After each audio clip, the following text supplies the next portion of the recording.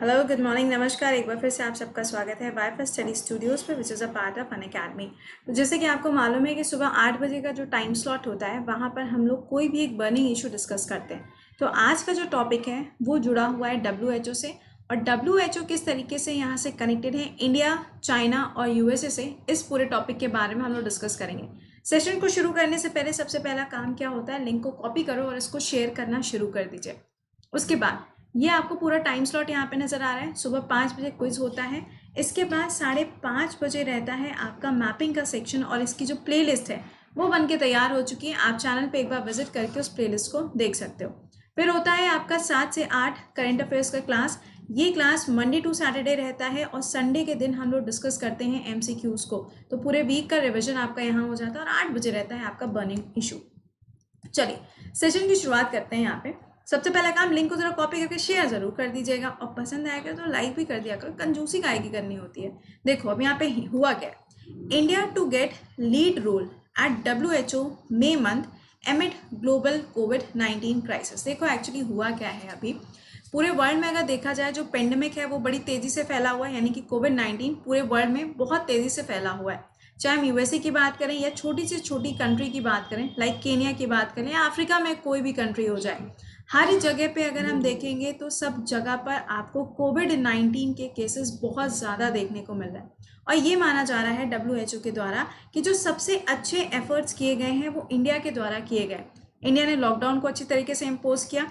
India ने यहाँ पे अपनी कंट्री के खुद के अंदर खुद से यहाँ पे PPE जो किट्स हैं वो भी यहाँ पे डेवलप करी हैं, और चाइना को भी यहाँ पे अगर देखा जाए तो हेल्प प्रोवाइड करने की बात इंडिया ने बोली थी।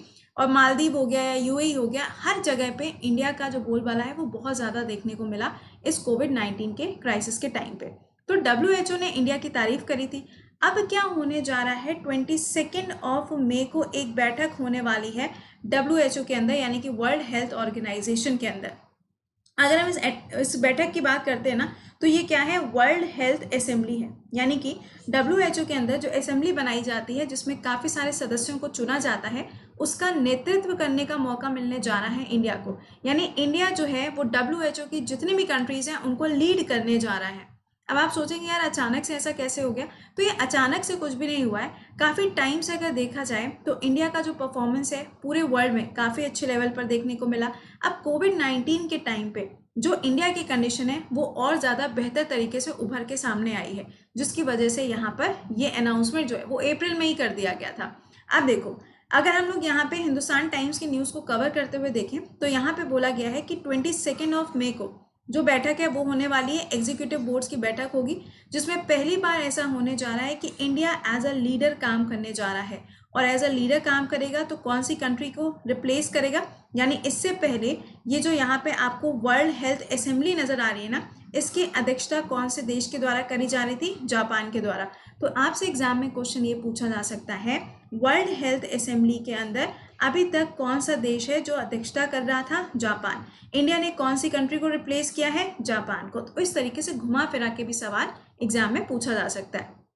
अगला देखो, अब ये तो अनाउंसमेंट कर दिया गया, लेकिन एक चीज़ और ध्यान रखिएगा, जब हम WHO बोलते हैं तो इसका हेडक्वार्टर कहाँ है, जिनेवा के अंदर लोकेटेड है। और ये बना कब था, तो 7 अप्रैल 1948 को इसका गठन किया गया था। और जो 7 अप्रैल है इसको हम लोग वर्ल्ड हेल्थ डे के रूप में भी सेलिब्रेट करते हैं। अब सवाल यहाँ पे ये आया कि इतनी सारी कंट्रीज होने के बाद भी, लाइक जर्मनी है, फ्रांस है, चाइना है, USA, ये सारे के सारे तो उसके मेंबर्स हैं, है ना। अब इंडिया को अगर इतनी बड़ी अपॉर्चुनिटी मिली है तो इंडिया यहाँ पे कैसे काम करेगा, ये एक बहुत बड़ा चैलेंज होने जा रहा है। क्यों चैलेंज होने जा रहा है, तो इसका रीजन है यहाँ पे। इसका रीजन यहाँ पे ये बोला जाता है कि अभी तक जो टेड्रोस है ना, टेड्रोस कौन है यहाँ पे, WHO के जो डायरेक्टर हैं उनका नाम क्या है, टेड्रोस है। ये बोला जा रहा था, USA अभी तक WHO को ब्लेम कर रहा था कि WHO के अंदर जितनी भी फंडिंग इकट्ठी हुई है सारा का सारा पैसा उठा के WHO ने किसको दे दिया, चाइना को दे दिया। ऐसा ब्लेम किया गया, किसके द्वारा, USA ने ऐसा ब्लेम किया WHO को। ठीक है, दूसरी तरफ अब ऑब्वियस सी बात है ना कि चाइना को ब्लेम किया गया तो चाइना भी तो रिस्पॉन्स में कुछ बोलेगा। तो चाइना ने बोला कि ये सारी जो चीज़ें बोली जा रही हैं USA के द्वारा ये बिल्कुल गलत है, WHO के द्वारा ऐसा कुछ भी नहीं किया जा रहा। अब डोनाल्ड ट्रंप अंकल को तो आप जानते ही हैं, वो कभी भी कुछ भी बोल देते हैं। अब WHO के अंदर जो फंडिंग होती है, सबसे ज़्यादा फंडिंग करी जाती है कौन सी कंट्री के द्वारा? यूएसए करता था सबसे ज़्यादा फंडिंग। अब यूएसए ने बोल दिया यार तुम एक काम करो, तुम चाइना का ही साइड ले लो, हम तुमको फंडिंग करना करते हैं बंद। तो चाइना की अगर फंडिंग देखी जाए तो चाइना बहुत पीछे आती है, चाइना बहुत कम फंडिंग करता है डब्ल्यूएचओ को। लेकिन फिर भी यहाँ पे क्या बोला यूएसए ने कि हम जो तुमको फंडिंग करते थे, सबसे ज़्यादा फंडिंग हम तुमको करते थे, अब हम तुमको कोई भी फंडिंग नहीं करेंगे। तो यूएसए एक ऐसी कंट्री बन गया है जो डब्ल्यूएचओ के अंदर अब फंडिंग नहीं करेगा। तो अब आप ये चीज़ समझो कि एक तरफ है इंडिया जो अपने रिलेशंस को चाइना के साथ अच्छा बनाना चाहता है, दूसरी तरफ है यहाँ पे यूएसए। इंडिया यूएसए के साथ भी अपने टाइज को बहुत अच्छी तरीके से मेंटेन करके रखना चाहता है। अब यहाँ पे क्या होगा ये थोड़ा सा देखने वाला होगा। तो फिलहाल हम लोग यहाँ पे पॉइंट पे आ जाते हैं। तो ये तो एक पॉइंट हो गया जो मैंने आपके साथ डिस्कस किया। WHO south east Asia group, अगर हम यहाँ पे बात करें साउथ ईस्ट एशिया ग्रुप की जो कि डब्ल्यूएचओ का है, यहाँ पे इसको प्रपोज किया गया था कि न्यू दिल्ली के अंदर एक मीटिंग हुई थी जिसमें बोला गया था कि जो इंडिया है वो लीडरशिप के रूप में काम करेगा। कितने साल के लिए? 3 सालों के लिए यहाँ पे काम करेगा। अब देखो इंडिया को चेयरमैनशिप मिलने जा रही है तो ऑब्वियस सी बात है, एक बहुत बड़ी बात होती है ये, है ना। अब ये मैंने आपको बता ही दिया। टेड्रोस जी जो है इनको क्रिटिसाइज किया जा रहा है, रीजन यही है कि ये चाइना को बहुत ज्यादा फेवर कर रहे हैं, ऐसा बोला जा रहा है। तो अब ऐसा बोला जा रहा है तो इंडिया क्या करेगा? देखो इंडिया और यूएसए के अगर हम रिलेशंस देखें तो ऑब्वियस सी बात है, आपको पता ही है कि सबसे अच्छे रिलेशंस इंडिया और यूएसए के हैं। लेकिन अभी कुछ टाइम पहले क्या हुआ था, यूएसए ने इंडिया को जीएसपी में से रिमूव कर दिया था। जीएसपी से मतलब क्या हो जाएगा?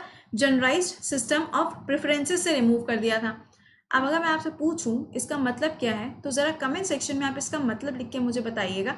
क्या ये एक्सपोर्ट के बारे में बात करता है या ये इंपोर्ट के बारे में बात करता है? और अगर ये इंपोर्ट के बारे में बात करता है तो क्या यहाँ पे टैक्सेस लगाने की बात होती है या फिर एक्स्ट्रा कोई ड्यूटी लगाने की बात होती है? तो ज़रा मुझे कमेंट सेक्शन में आप इसका आंसर करके बताइएगा कि जीएसपी का मतलब क्या होता है।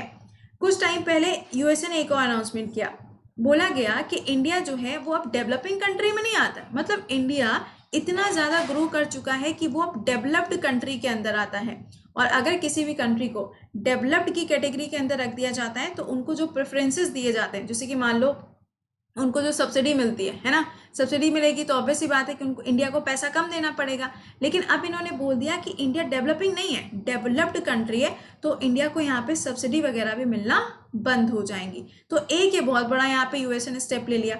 उसके बाद देखो स्ट्रॉन्ग स्ट्रैटेजिक पार्टनरशिप। अब इंडिया और यूएसए के बीच में आपको भी पता है कि जो पार्टनरशिप है वो बहुत अच्छी है। चाहे फिर हम लोग यहाँ पे चिनोक की बात करें या अपाचे की बात करें या फिर भी आप लोगों ने देखा होगा हैवलॉक की, सारी चीज़ें जो हैं इंडिया और यूएसए के टाइज को और भी ज़्यादा स्ट्रॉन्ग करती हैं।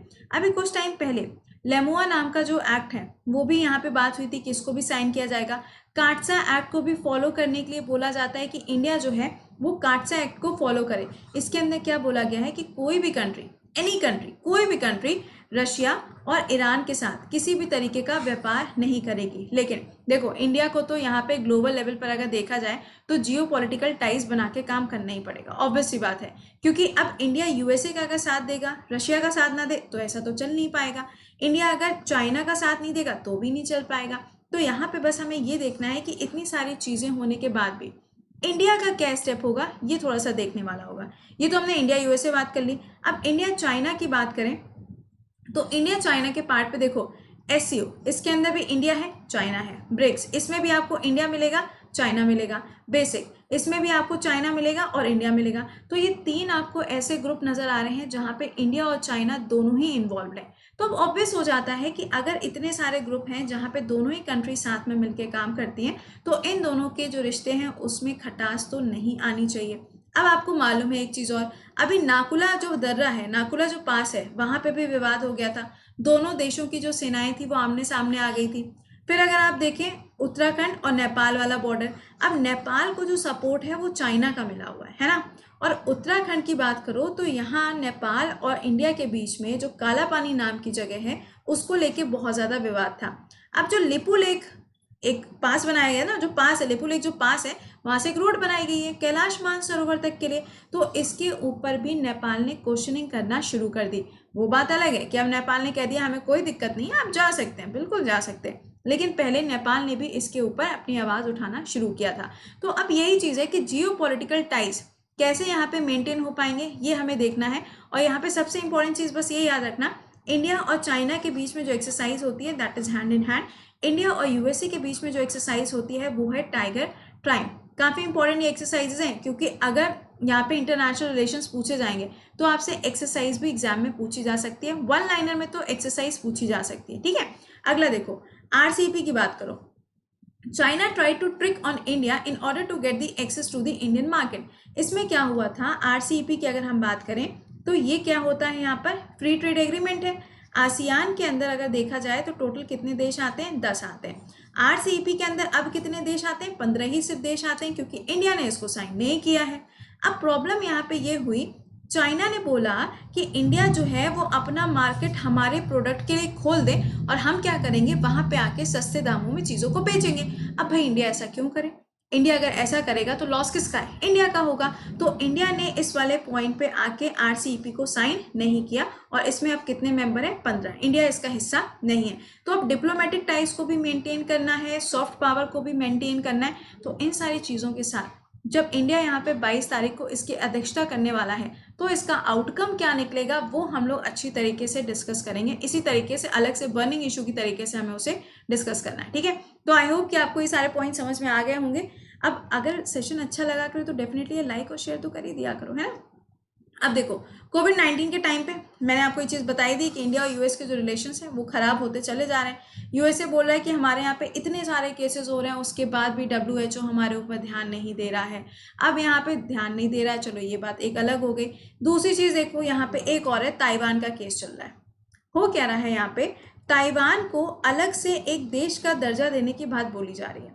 यहाँ आपको ये चीज़ पता है कि जो ताइवान है वो चाइना के अंडर में आता है, चाइना ने इसके ऊपर कब्जा किया हुआ है और चाइना कहता है कि हम वन चाइना पॉलिसी को फॉलो करेंगे। और अगर कोई भी कंट्री ताइवान के साथ किसी भी तरीके का ट्रेड करती है या किसी भी तरीके के टाइज स्टैब्लिश करती है या मतलब किसी तरीके का रिलेशन बनाती है तो पहले उनको चाइना से परमिशन लेनी पड़ेगी।